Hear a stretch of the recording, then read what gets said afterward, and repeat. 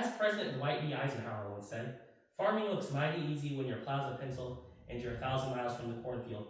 This is relevant to me because my family has farmed for generations. To me, farming is life.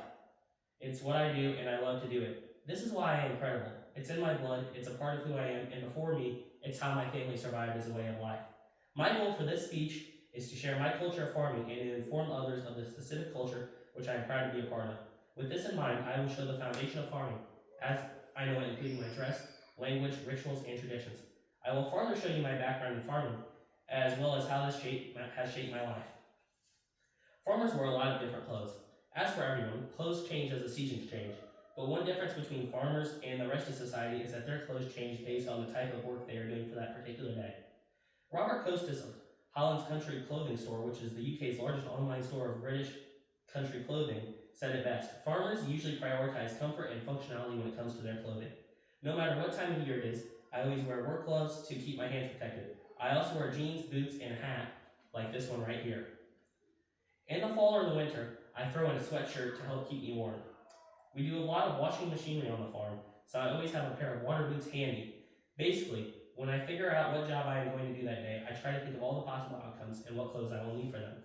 The next aspect of farming I will highlight is how the language is different in the farming community. Farmers speak in different terms that people who aren't farmers won't understand. One example that I can think of is the naming of fields and directions.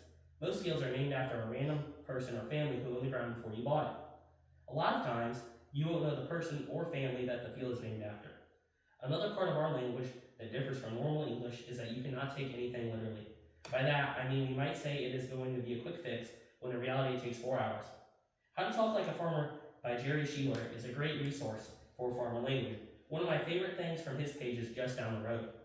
I hear this a lot on the farm. When someone tells me this, it is at least a 10-minute drive to the destination.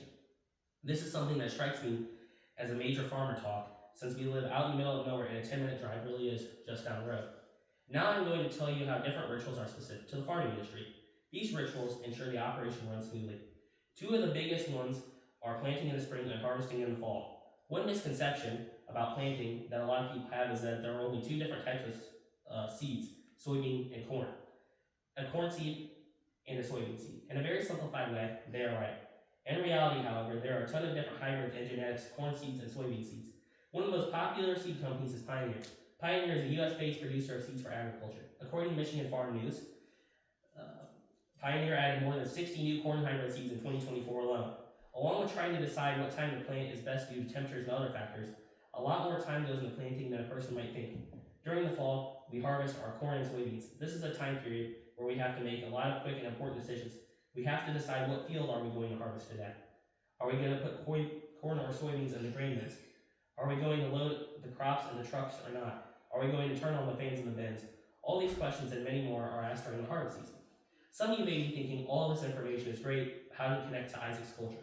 Well, I'm glad you asked. Finally, I'm going to discuss my background in farming, which will highlight the relevance of this way of life and how it has impacted my life. In addition, I will discuss a specific stereotype.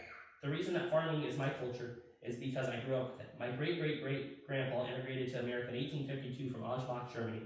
Ever since then, our family farm has been in my family, which includes my mom, dad, uncle, great-uncle, and my grandma and grandpa. So for my whole life, I've constantly been farming. It is a part of who I am and how I think. As I mentioned, farming encompasses my whole family, which brings me to a common stereotype that many people believe of farmers. One big stereotype is that all farmers are males, or that farming is a man's job. While there are more males in the farming industry than females, I find this to be blown out of proportion. According to the United States Department of Agriculture, a department of the federal government that aims to meet the needs of commercial farming and livestock, 36% of farmers are female, while the other 64% are male. This shows how even though there are more males in the industry, females still play a vital role in farming. Specifically in my family, my grandma and mom play a vital role in our operation. During harvest, you can find them operating a combine or a grain cart. So I can tell you from personal experience, women play a huge role in farming. In conclusion, you can see how farming has impacted my life. You can see it through what I wear and how I talk. You can see it through my rituals like planting in the spring and harvesting in the fall. You can see it through my traditions and background. Most importantly, you can see that I am a farmer.